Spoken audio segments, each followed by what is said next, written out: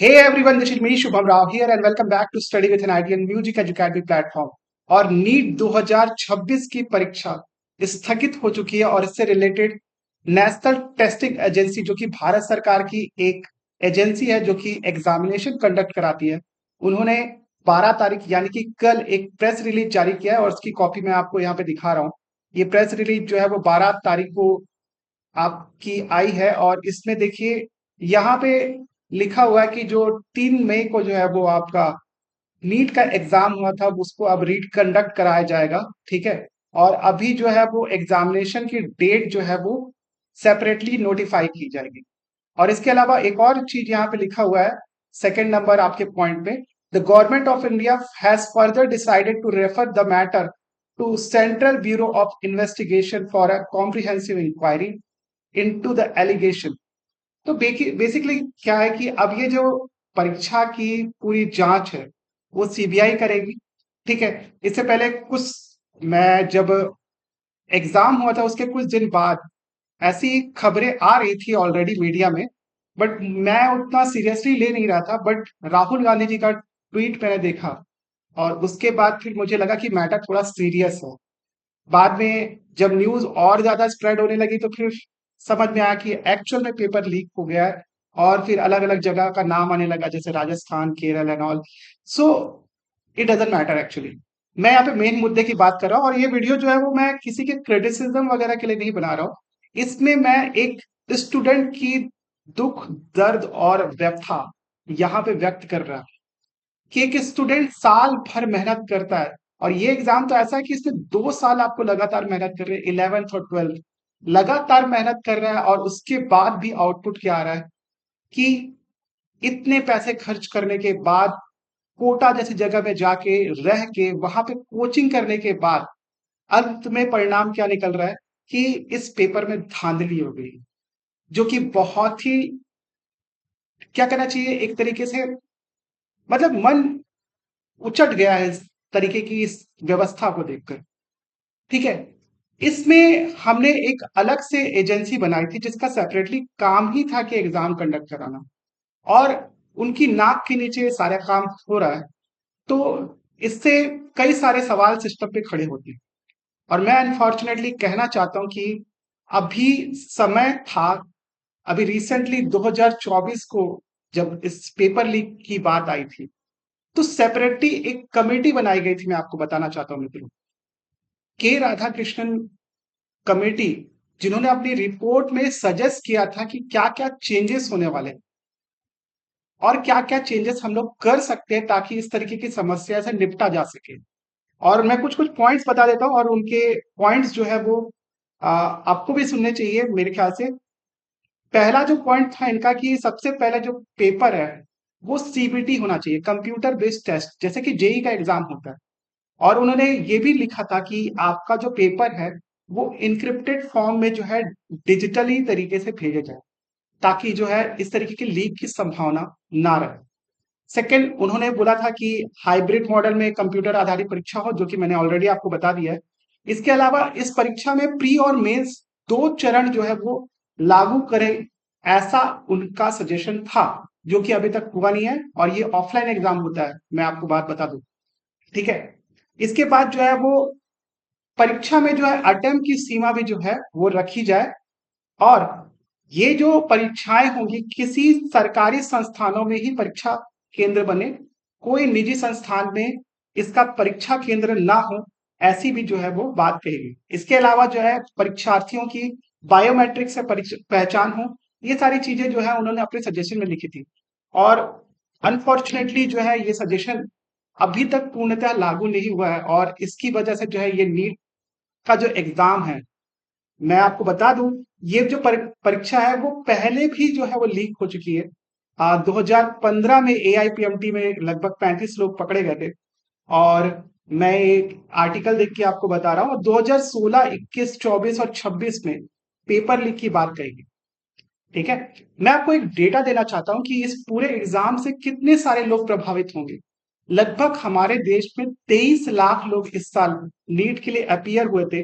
और आपको एक फिगर दे दूं कि अगर आप एक सामान्य कैटेगरी के स्टूडेंट हैं, जनरल कैटेगरी में आते हैं, तो उनके लिए सीट मात्र 63,000, 63,000, 23 लाख पे 63,000 सीटें हैं। समझ सकते हैं आप इतना बड़ा अंतर है इसमें। ठीक है, और इन 63,000 को अगर आप 23 लाख से डिवाइड करो तो आप चेक करो कि सिलेक्शन रेशियो कितना है। ठीक है, लोग इतनी मेहनत से इस एग्जाम के लिए तैयारी करते हैं और उसके बाद ये अनफॉर्चुनेट इंसिडेंट हो जाता है, और सरकारी संस्थाएं पता नहीं क्या कर रही थी। लेकिन वो सब चीज छोड़िए, और एक और चीज मैं बता दूं कि जो ये एग्जाम है, इससे पहले जो पेपर लीक संबंधी जो नया कानून बनाया गया था, उसमें मैं कुछ फिगर आपको देना चाहता हूं। अगर कोई सामान्य दोषी है तो उसको 3 से 5 साल की सजा होगी और 10 लाख रुपए तक जुर्माना हो सकता है। अगर पेपर प्रिंटिंग प्रेस वाला दोषी है तो उसको 4 साल के लिए बैन कर दिया जाएगा, 1 करोड़ का जुर्माना लगेगा और परीक्षा का खर्च भी जो है उस व्यक्ति से वसूला जाएगा। इसके अलावा अगर कोई सर्विस प्रोवाइडर दोषी है तो उसको 3 से 10 साल की सजा और इसके अलावा 1 करोड़ रुपए तक का जुर्माना हो सकता है। और अगर संगठित गिरोह इस तरीके का कृत्य करता है तो उसको 5 से 10 साल के लिए सजा हो सकती है और आपका कम से कम 1 करोड़ रुपए का जुर्माना। ये नया पेपर लीक कानून है जिसकी मैं बात कर रहा हूं। ठीक है, आपको एक चीज हैरानी होगी कि ये कितना टफ एग्जाम है। मैं आपको बता दूं कि अगर आप एक सामान्य वर्ग के स्टूडेंट हैं और आप अपीयर होते हैं इस एग्जाम में, तो एग्जाम जो है वो आपका 720 मार्क्स का होता है, जो कि अभी जो रिसेंटली एग्जाम हुए तो मैं उसका पैटर्न बता रहा हूँ आपको। और अगर आप एम्स जैसे संस्थान में जाना चाहते हैं तो आपको 720 में से 705 नंबर लाने चाहिए। ठीक है, ये कट ऑफ बता रहा हूं मैं आपको। सेकेंड चीज, अगर आप किसी स्टेट मेडिकल कॉलेज में जाना चाहते हैं तो आपको लगभग लगभग 650 मार्क्स, और ये वेरी करता है अकॉर्डिंग टू स्टेट, आपको इतने मार्क्स लाने होंगे। और इसके अलावा अगर आप नॉर्मल कट ऑफ की मैं बात करूं तो ये 686 मार्क्स अगर आप लाते हैं तभी आप जो है मेडिकल कॉलेज में जा सकते हैं। मैं गवर्नमेंट मेडिकल कॉलेज की बात कर रहा हूँ। प्राइवेट में तो आप जा ही सकते हो, लेकिन प्राइवेट कॉलेज की अगर आप फीस सुनेंगे तो फिर आप तो बोलेंगे कि भाई एग्जाम एग्जाम छोड़ो, मैं कुछ और करता हूँ। ठीक है, मिनिमम आपको कहीं पे भी आप मेडिकल की तैयारी करते हैं तो आपको 1 करोड़ का पूरा खर्चा मिला के लगभग 1 करोड़ का जो है ये एग्जाम के बाद की फीस है। ठीक है, मैं एग्जाम के पहले की फीस नहीं कर रहा हूँ। ठीक है, ये सारी चीजें मैंने आपको बताई। इसके अलावा एक बच्चा जो है वो साल भर अगर वो कोटा जाता है तो वो अपने परिवार से दूर है, इतने अधिक मानसिक तनाव में 2 साल रह के वो लगातार तैयारी करता है और कोशिश करता है कि मैं किसी तरीके से ये एग्जाम निकाल लूं। बहुत ज्यादा मेंटल प्रेशर होने के बावजूद भी वो अच्छे से एग्जाम की तैयारी करके जाता है और पेपर दे के आता है। और कई सारे लोग बोलेंगे यार अगर आप अच्छे स्टूडेंट हो तो जाके एग्जाम दिला दो और आपका सिलेक्शन हो ही जाएगा। लेकिन मैं एक बात बता दूं कि अगर विराट कोहली को भी बोले ना कि वो 10 मैच खेले और आप हर मैच में सेंचुरी बनाओ, तो ये प्रैक्टिकली पॉसिबल नहीं है। हो सकता है बना दे एक ना एक बार, लेकिन हर मैच में अगर सेंचुरी बनाने की बात बोले ना तो कोई भी बंदा नहीं कर पाएगा भाई। तो ये आप नीट का जैसा एग्जाम जो है वो इतना बड़ा एग्जाम, आई मीन ये एक मैराथन रेस है जिसमें हम लोग जैसे स्टूडेंट तपते हैं और एग्जाम को अटेम्प्ट करते हैं। देखिए मैंने नीट का एग्जाम तो नहीं निकाला, मैंने जेई का एग्जाम निकाला था। और मैं अपनी पर्सनल बात बताऊं तो मैंने जो है वो 2 साल रगड़ के मेहनत की। मेरे अलावा काफी सारे बच्चे यही करते हैं, मैं केवल अपनी बखान नहीं कर रहा हूं यहाँ पर। मॉर्निंग 7 बजे से लेकर रात के 9:30 बजे तक कंटिन्यूअसली 2 साल की ये मेहनत होती है। ठीक है, जिन लोग सीरियस या अटेम्प्ट देते हैं और किसी ना किसी तरीके के नेशनल लेवल का अगर एग्जाम वो लोग निकाले हैं तो वो मेरी बात से एग्री करेंगे कि हम लोग कितना स्ट्रगल करते हैं। कोई भी टाइप की जो है पार्टी नहीं, कोई भी टाइप के बच्चे जो है वो मूवी जा रहे हैं, मॉल जा रहे हैं, घूमने जा रहे हैं, वेकेशन में जा रहे हैं, इंस्टाग्राम में फोटो डाल रहे हैं, ये सारी चीजों से हम लोग कट जाते हैं और अल्टीमेटली क्या मिलता है कि पेपर लीक हो गया। देखिए ये जो सारी चीजें मैं बोल रहा हूँ एक सामान्य स्टूडेंट का दर्द है, और स्टूडेंट का दर्द होने के साथ साथ मेरे जैसे लाखों मेंटर जो कि अलग अलग जगह में अपने तरीके से लोगों को पढ़ा रहे हैं ताकि एग्जाम किसी तरीके से क्रैक कर सके बच्चे। और जितना स्टूडेंट एफर्ट डाल रहे हैं उतना ही जो है टीचर भी लगातार मेहनत कर रहा है उनके लिए ताकि वो एग्जाम में अच्छा परफॉर्मेंस करके आ पाए। देखिए सीट बहुत कम है, सारों का सिलेक्शन नहीं हो सकता है, लेकिन फिर भी एक टीचर जो है वो दिन रात ये सोचता रहता है कि उनके बच्चे, उनके कोचिंग का नाम जो है वो ऊपर रहे, ताकि वो बच्चों के लिए जो एफर्ट डाल रहे हैं वो सारा एफर्ट जो है वो उस एग्जाम में आपको रिजल्ट के फॉर्म में दिखे, ताकि हम लोग जैसे टीचर जो है वो अच्छे ब्रेन तैयार कर पाए जो आगे चलकर देश की तरक्की में अपना योगदान दे सके। बट अनफॉर्चुनेटली ऐसा नहीं हो पा रहा है, और सिस्टम की क्या खामियां है मैं उस बारे में चर्चा नहीं करना चाहता। मेन मुद्दे की बात यह है कि हम जैसे बच्चे अब क्या करें। मैं एक चीज बताना चाहता हूं कि देखिए आप लोग, मुझे पता है कि ये समय जो है वो बहुत कठिन है, लाइफ में इससे भी और विकट समस्याएं आपको इन फ्यूचर आएगी, और इसको भी एक उसी तरीके की समस्या की तरह लेना है।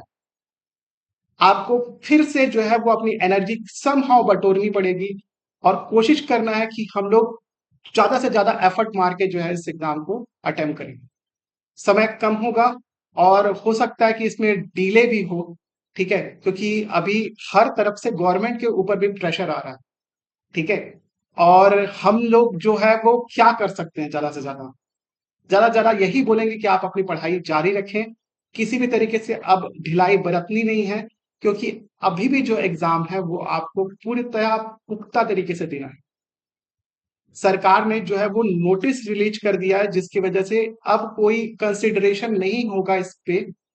अगर इन फ्यूचर होता है और ऐसी कोई चीजें आती हैं तो फिर देखा जाएगा, बट एज ऑफ नाउ जो एग्जाम है कैंसिल हो चुका है, और अब हम लोगों को एक सीरियस स्टेप लेना है। वो स्टेप है कि आपको अपने प्रिपरेशन को पूर्णतः हार्ड तरीके से करना है, ताकि आप इस एग्जाम को अच्छे से दोबारा दे सकें। और देखिए समस्याएं आएंगी जाएंगी, चीजें होते रहेंगी, लेकिन आपको अपना प्रोसेस जो है वो अभी भी जो है वो अपनी एनर्जी बटोरनी है और उसको फॉलो करना है। और अगर आप ये नहीं कर पा रहे हैं तो मैं बता दूं, जैसा कि मैंने आपको फिगर बताया है कि 23 लाख में से केवल 63,000 लोग ही सरकारी कॉलेजेस में पहुंच पाते हैं, और प्राइवेट संस्थानों की फीस जो है वो, अगर आप एक अच्छे परिवार से नहीं है जिनके पास पैसे हैं, तो फिर तो आप एमबीबीएस का जो सपना है वो फिर शायद नहीं कर पाएंगे। ये चीज को मद्देनजर रखते हुए आपको फिर से अपनी एनर्जी बटोरनी है और तैयारी करनी है, ठीक है। आगे इस एग्जाम से रिलेटेड जो भी अपडेट्स आएंगे वो मैं आपको अपने यूट्यूब चैनल के माध्यम से दूंगा। और मैं चाहता हूं कि आप अगर इस मैसेज को देख रहे हैं, अगर किसी को काउंसलिंग की थोड़ी जरूरत है, ठीक है, पता है डिसहार्टनिंग होता है इतना एफर्ट मारने के बाद अगर रिजल्ट ना आए, और अनफॉर्चुनेटली वो चीज जो है वो क्लिक ना हो पाए, तो लगता है यार, obviously before a mentor I was a student only. ये दर्द मैं समझता हूं कि किस प्रकार से ये सारी चीजें होती हैं हमारे साथ, ठीक है। बहुत तरीके का जो है मेंटल चीजें यहाँ पे घूमने लगती कि ये सरकार ऐसी है वैसी, जो भी है यार, अब सिचुएशन आ गई है तो हमको जो है वो करना ही पड़ेगा, ठीक है। इस वीडियो को ज्यादा से ज्यादा अपने दोस्तों को शेयर कीजिए, जो लोगों को थोड़ी सी जो है वो मेंटल टफनेस बिल्ड करनी है, या फिर किसी भी प्रकार की समस्या अगर आपको है, तो मैं फ्री ऑफ कॉस्ट आपको कंसल्टेंसी दूंगा कि आप इस एग्जाम को दोबारा कैसे अपीयर कर सकते हैं। कोई चार्जेस वगैरह नहीं है, आप निश्चिंत होकर जो स्क्रीन पे नंबर चल रहा है उस पर आप कांटेक्ट कर सकते हैं और मेरी सर्विस ले सकते हैं। It's free of cost, I will not charge anything from you, okay. मेरी पूरी सांत्वना आपके साथ है, और मैं दोबारा आपसे बोलना चाहता हूं कि डट के तैयारी करिए। ऑल द बेस्ट, आप दोबारा इस एग्जाम को क्लियर करेंगे, मेरी आशा और उम्मीद आप सभी स्टूडेंट के साथ वैसे ही जुड़ी हुई है जैसे कि लाखों शिक्षक आपके लिए दिन रात प्रेयर करते हैं और अपनी उम्मीद आप में देखते हैं, ठीक है। This is me Shubham Rao signing off. Thank you so much for watching this video. Have a nice day.